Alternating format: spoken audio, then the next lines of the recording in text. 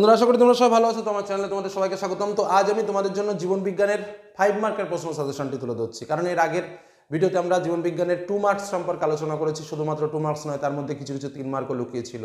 তো যাই হোক, সেই টাইপসের প্রশ্নগুলো আলোচনা করেছি। আজ কিন্তু প্রশ্ন মডেলটা একটু অন্যরকমভাবে সাজানো। কেমন সাজানো? একদম পরিষ্কার। আমাদের কীভাবে প্রশ্ন আসে, 4.1 দাগে একটা প্রশ্ন, 4.2 দাগে প্রশ্ন, 4.3 দাগে প্রশ্ন, এরকমভাবে তো আমাদের প্রশ্নগুলো আসে। 4.4, 4.5, 4.6 এভাবে প্রশ্নগুলো আসে। তো 4.1 কী প্রশ্নগুলো আসবে, টোটাল সেই প্রশ্নের একটা সংকলন। 4.2 দাগের ইম্পর্টেন্ট প্রশ্নের একটা সংকলন, মানে এর মধ্যে ধরো 4-5টা প্রশ্ন রয়েছে। কি বললাম, বোঝা গেল? এই 4-5টা প্রশ্নের মধ্যে ধরো এই প্রশ্নটা আর এই প্রশ্নটা নিয়ে তৈরি হলো একটা প্রশ্ন। বোঝা গেল কি বললাম? আমি কিন্তু বোঝানোর চেষ্টা করছি। ধরো 4.2 দাগে আমি এখানে 5টা প্রশ্ন দিয়েছি। 4.2 দাগে দেখা গেল এই প্রশ্নটা আর এই প্রশ্নটা নিয়ে তৈরি হলো একটা প্রশ্ন। কেন বলছি এরকম? তার কারণটা আমি এর আগেও বলেছি, আবারও বলছি। আমাদের জীবন বিজ্ঞানে যে 5 মার্কের প্রশ্ন আসে, তার মধ্যে প্রথমটা আসে চিত্র। চিত্রতে থাকে 3 মার্ক আর 2 মার্ক। 3 মার্ক চিত্র আঁকার জন্য, আর 2 মার্ক হচ্ছে চিত্র চিহ্নিত করার জন্য। আর স্বাভাবিকভাবে তাহলে একটা প্রশ্ন হলো। আর 2 দাগ, 3 দাগ, 4 দাগে যে প্রশ্নটা আসে, সেই প্রশ্নটা স্বাভাবিকভাবে 4 দাগ অথবা 5 দাগে যে প্রশ্নটা আসে, একটা ডাইরেক্ট কোশ্চেন 5 মার্কে থাকে। আর তোমার আরেকটা প্রশ্ন স্বাভাবিকভাবে সেক্ষেত্রেও তোমার 3+2 মার্ক। অর্থাৎ আমরা যদি লক্ষ্য করি যে আমাদের এই যে 6টা প্রশ্ন, এই 6টা প্রশ্নের মধ্যে ডাইরেক্ট 5 মার্কের কোশ্চেন হচ্ছে একটা। বোঝা গেল? আর সমস্ত প্রশ্নেই কিন্তু 3+2, সমস্ত প্রশ্নে। তার মধ্যে একটা হচ্ছে চিত্র, আর বাদ বাকি 4টে প্রশ্ন কিন্তু আমার 3+2 মার্কে রয়েছে। বোঝা গেল কি বললাম? অর্থাৎ আমি যে 2 মার্কের সাজেশনগুলো দিয়েছি, সেই প্রশ্নগুলো কিন্তু অবশ্যই ভালো করে পড়বে। আর এই যে প্রশ্নগুলো তোমাদের সামনে শেয়ার করছি, এই প্রশ্নগুলোও ভালো করে রেডি করবে। তাহলে দেখবে যে ওভারঅল 5 মার্কে আমার যে প্রশ্নের সেটগুলো রয়েছে, এই সেটের বাইরে কোনো প্রশ্ন আর যাবে না। এবং আজ যে সাজেশন তোমাদের সামনে তুলে ধরছি, এই প্রশ্নগুলো কিন্তু সব থেকে ভালো করে পড়বে, সব থেকে ভালো করে। এবং আশা রাখছি যে এই প্রশ্নগুলো ভালো করে রেডি করলে তোমার এর বাইরে থেকে কোনো প্রশ্ন আসবে না। অর্থাৎ হুবহু তোমরা পরীক্ষাতে এই দাগ নম্বর অনুযায়ী পরীক্ষাতে কমন পাবে। চলো এবার আমরা আমার মূল সাজেশন পর্বে চলে যাই এবং মূল সাজেশনটি তোমাদের সামনে শেয়ার করি। তবে আবারও একবার বলে রাখি যে কথাটা, 2 মার্কের যে সাজেশনগুলো দিয়েছিলাম, সেই প্রশ্নটা কিন্তু কখনো বাদ দেবে না।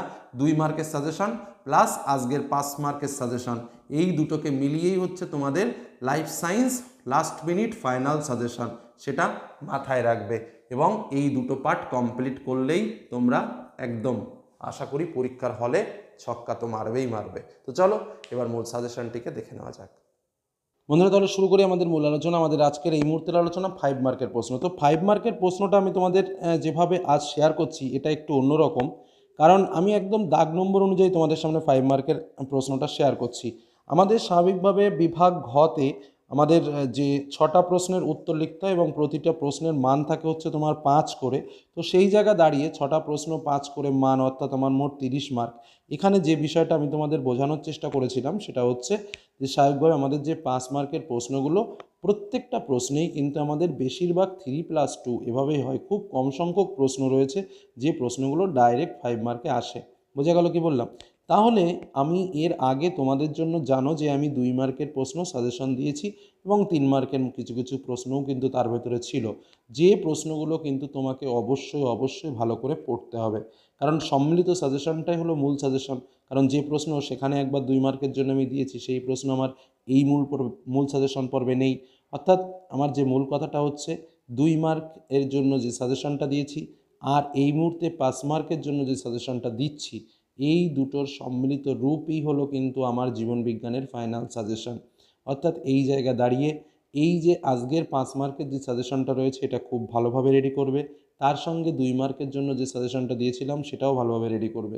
এই দুটো যদি তুমি ভালোভাবে রেডি করতে পারো, তাহলেই তুমি কিন্তু জীবন বিজ্ঞানে ফুল মার্ক ক্যারি করবে এবং আমার সম্পূর্ণ সাজেশন তোমার সাকসেসফুলভাবে রেডি হবে। বোঝা গেল কি বললাম?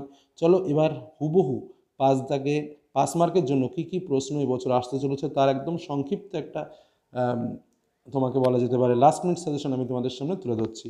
প্রথম 4.1 দাগে আমাদের যে চিত্রটা দেখো, আমাদের 4টে চিত্র আছে। আমি কিন্তু 4টে দিনই নিউরন এবং প্রতিবর্ত চাপ দিয়েছি। দুটোই ভালো করে প্র্যাকটিস করবে, একটা ঠিক আসবে।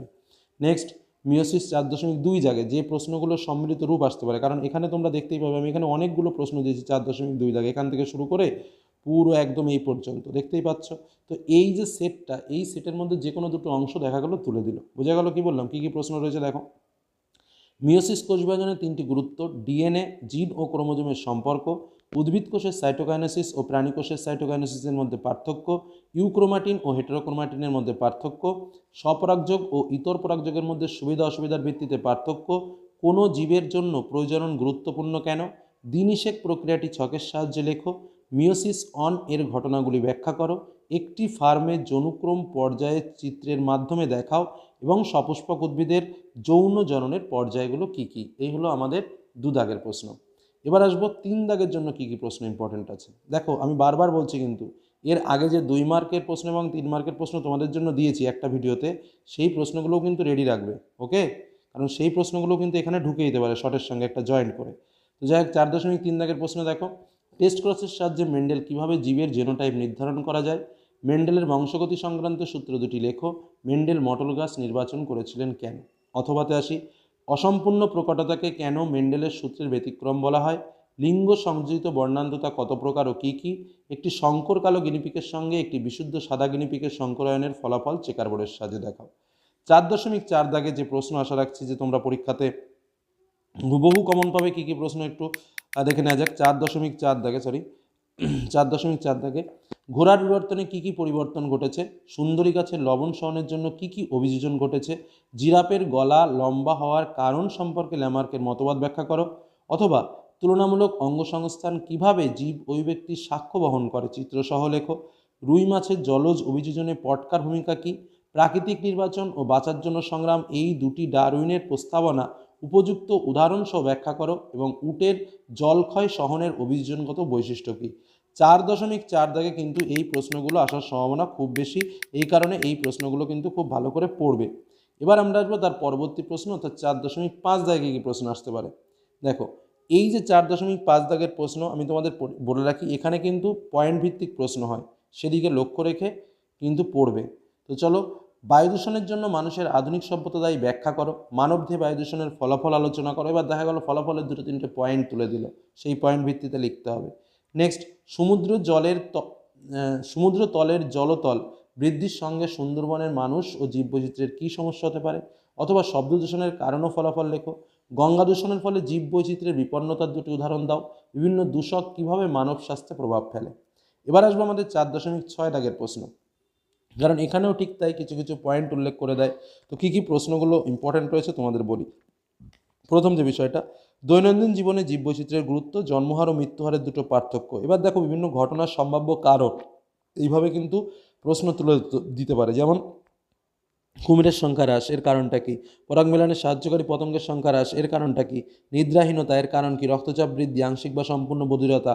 আমি বলছি না সেম টু সেম দেবে, দ্যাটস টাইপ, মানে এই টাইপসের প্রশ্ন কিন্তু তোমরা পাবে। পরবর্তী প্রশ্ন চলে আসি, ভারতে কুমির সংরক্ষণের জন্য কী কী ব্যবস্থা নেওয়া হয়েছে। অথবা ক্যান্সারের 2টি বৈশিষ্ট্য লেখো। পূর্ব হিমালয়ের পাদদেশের জলময় বাসভূমিতে শুধু পাওয়া যায় এমন একটি বিলুপ্ত প্রায় স্তন্যপায়ীর সংখ্যা বৃদ্ধির জন্য কী কী প্রচেষ্টা গ্রহণ করা হয়েছে লেখো। নেক্সট, জীব বিবর্ধন কী, জীব বৈচিত্র্যের গুরুত্ব লেখো এবং জীব বৈচিত্র্যের হটস্পট নির্ধারণের শর্তগুলো কী। লাস্ট কোশ্চেন, ক্যান্সার সৃষ্টির কারণ কী। এই হলো আমাদের 5 মার্কের একটা প্যাকেজ সেট, অর্থাৎ একদম দাগে দাগে 4.1 দাগ, 4.2 দাগ, 4.3 দাগ, এর মধ্যে অংশগুলো দিয়েই তোমার প্রশ্ন আসার সম্ভাবনা প্রবল। এর সঙ্গে আমি আবারও বলছি, এর সঙ্গে কিন্তু আমার ওই যে প্রশ্নটা তোমাদের আমি কথাটা বলেছিলাম, 2 মার্কের যে সাজেশন দিয়েছি এবং তার সঙ্গে কিছু 3 মার্কের প্রশ্নও রয়েছে, সেই প্রশ্নগুলো কিন্তু তোমাকে রেডি রাখতে হবে।